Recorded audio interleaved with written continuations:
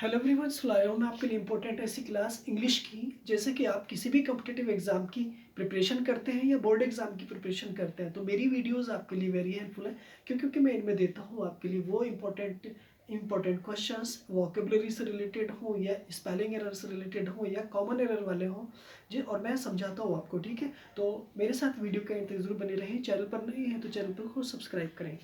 नेव, देखो आज का ना एक मैं पहला वर्ड लेकर के आया हूँ आपके लिए, नेव। नेव, ठीक है। नेव एक एडजेक्टिव है। व्हाट इज एक एडजेक्टिव? और एडजेक्टिव है और जिसका मीनिंग होता है सीधा साधा।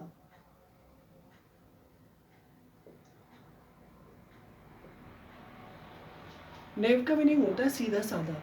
ठीक है, तो सीधे साधे को आप क्या बोलेंगे? नेव बोलेंगे। ठीक है, उसके बाद में देखिए एक तरह से जनरल, आप जानते होंगे। ठीक है, जनरल। जनरल मतलब ये भी एक तरह से कैसे है, सामान्य, यानी कि एडजेक्टिव। ठीक है, क्या है एडजेक्टिव और इसका मीनिंग क्या होता है? सामान्य, मतलब जनरल। जिसे जनरल नॉलेज बोलते हैं ना, सामान्य ज्ञान। जनरल नॉलेज का मीनिंग सामान्य ज्ञान। दो चीज़ें मैंने आपको यहाँ पर एक्सप्लेन कर दी। ठीक है, उसके बाद में ये मेरा रूल नंबर फर्स्ट है। ठीक है, उसके बाद में जिसे सामान्य बात है या नेव है, सीधा साधा है ना। तो ऐसे ही अगला वर्ड जैसे कि बेनेवोलेंट।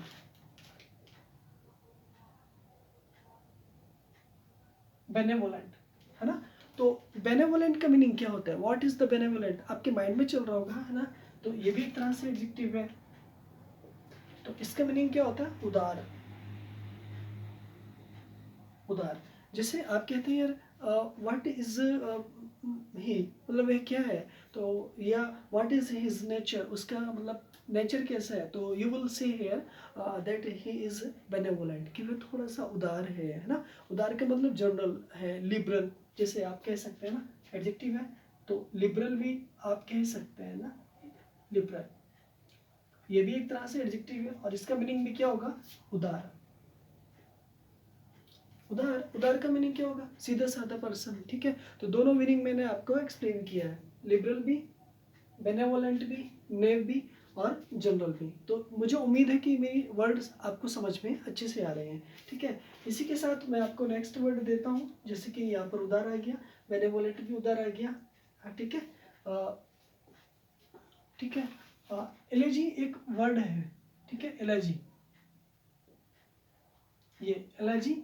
ठीक है, और इस ये ना एक नाउन है। एलर्जी एक नाउन है और इसके मीनिंग होता है एक शौक गीत।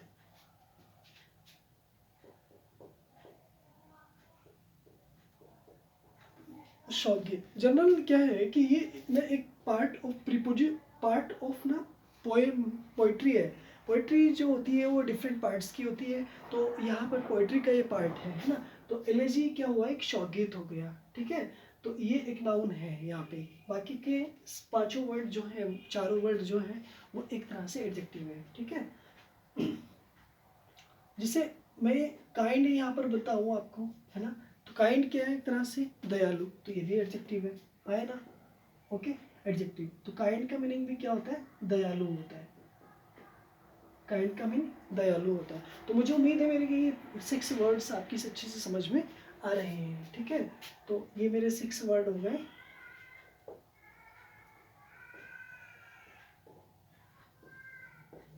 ठीक है, हाँ, मुझे उम्मीद है आपको अच्छे से समझ में आ रहे होंगे। ठीक है, अब आपके लिए रूल नंबर सेकंड में लेकर के आया हूँ। रूल नंबर सेकेंड, देखो जनरली हम जानते हैं कि एक तरह से सब्जेक्ट जो होता है उसके डिफरेंट पार्ट्स होते हैं, है ना।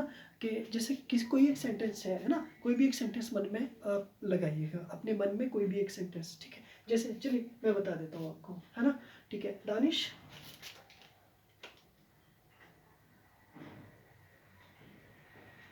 Danish is a teacher. Danish is a teacher. इस सेंटेंस में जो दानिश है वो सब्जेक्ट का काम कर रहा है। ठीक है, अब ये जो इज ए टीचर है ना, एक तरह से प्रेडिकेट का काम कर रहा है ना। तो यहाँ पर ये प्रेडिकेट का काम कर रहा है। ओके, मैं लिख देता हूँ यहाँ पे सब्जेक्ट का काम कर रहा है और प्रेडिकेट का काम कर रहा है। तो यहाँ ये बात हमने जाना कि देखिए यहाँ पर सब्जेक्ट एंड प्रेडिकेट एक सेंटेंस के पार्ट्स होते हैं, ठीक है। यानी यहाँ पर हमने लिखा कि देखिए सब्जेक्ट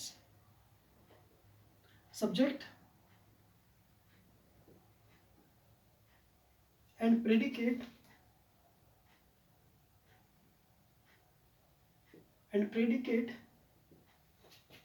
एक सेंटेंस के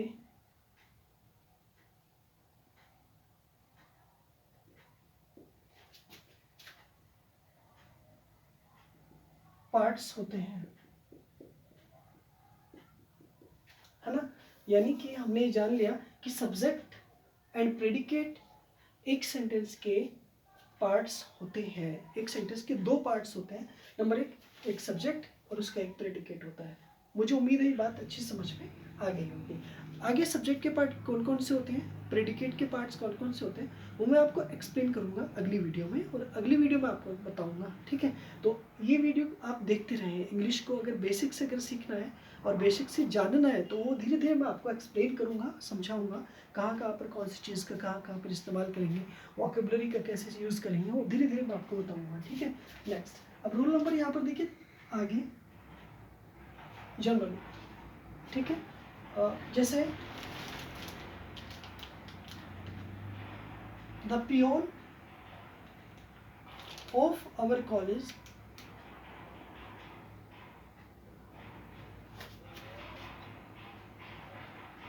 are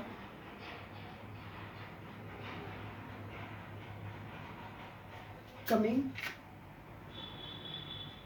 the school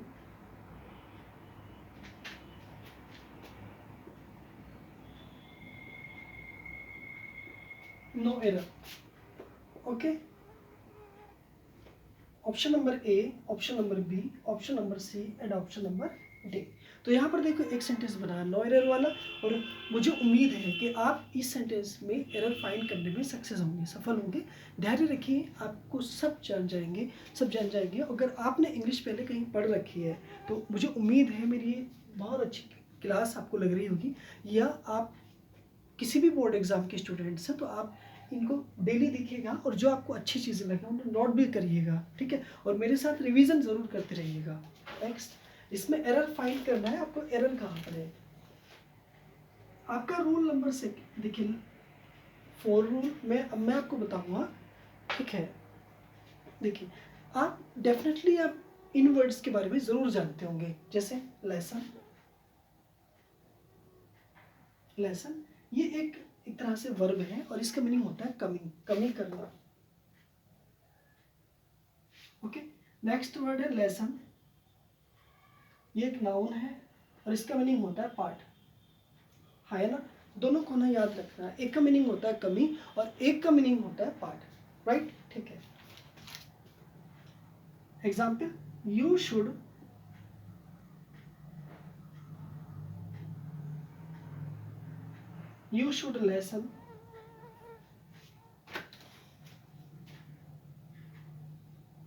lesson in your investment,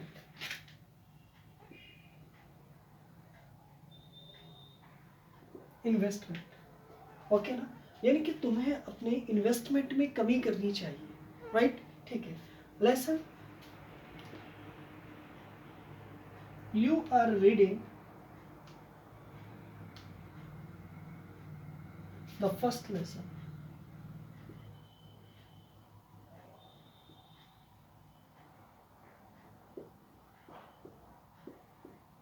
okay ना। तो देखो, मुझे उम्मीद है कि दोनों सेंटेंसेस यहाँ पर बिल्कुल ठीक है और आपको भी समझ में आ रहे होंगे। तो आई होप मेरी ये वीडियो आपको बहुत अच्छी लग रही होगी, है ना, जहाँ तक कि मैं समझ रहा हूँ, ओके ना। तो मेरे साथ देखिएगा, वीडियो के शुरू से देखिएगा। देखिए, नेम का मीनिंग होता है सीधा साधा, ये एक एडजेक्टिव है। जनरल का मीनिंग होता है सामान्य, ये भी एक तरह से एक एडजेक्टिव है। बेनेवोलेंट भी एक एडजेक्टिव है जिसका मीनिंग होता है उदार, और लिबरल का एक एडजेक्टिव है जिसका मीनिंग होता है उदार। एलर्जी एक नाउन है जिसका मीनिंग होता है शौकगीत, और काइंड एक एडजेक्टिव है जिसका मीनिंग होता है दयालु। मुझे उम्मीद है ये आपको अच्छी समझ में आ गया है। दानिश इज अ टीचर, यानी एक सेंटेंस के दो पार्ट्स होते हैं। नंबर एक क्या होता है, सब्जेक्ट, और नंबर दूसरा क्या होता है, प्रेडिकेट। मुझे उम्मीद है ये आपको अच्छे समझ में आ रहा होगा।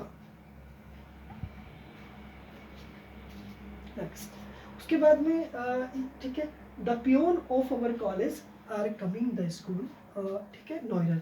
तो यहाँ पे फाइंड करना है। देखिए सब्जेक्ट कौन हुआ आपका, द पियोन हुआ, ऑफ क्या है, प्रीपोजिशन है, प्रीपोजिशन के बाद क्या आता है, ऑब्जेक्टिव केस आता है, प्रीपोजिशन से पहले क्या आता है, सब्जेक्टिव केस आता है।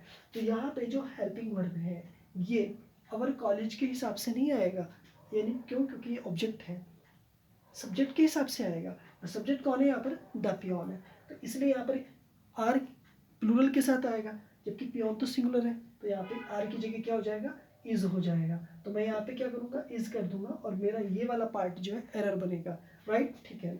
उसके बाद में कमिंग द स्कूल, इज हो या आर हो उसके साथ तो कमिंग आएगा, ठीक है, द स्कूल, और नो एरर बनते ही नहीं, क्योंकि जब ऑप्शन नंबर बी में मिस एरर है तो, राइट। लेसन का मीनिंग होता है कमिंग, एक वर्ब है, ठीक है, और लेसन का मीनिंग होता है नाउन, पार्ट होता है। You should lessen in your investment, आपको अपने खर्चे में कमी करनी चाहिए, या lesson part, you are reading the first lesson. तो आप कौन सा, ये नाउन है यहाँ पर, और यहाँ पर ये वर्ब है। मुझे उम्मीद है मेरी वीडियो अच्छी लग रही होगी आपको। मिलता हूँ मैं आपसे नेक्स्ट वीडियो में, तब तक के लिए अपने हेल्थ का ज़रूर ध्यान रखिएगा।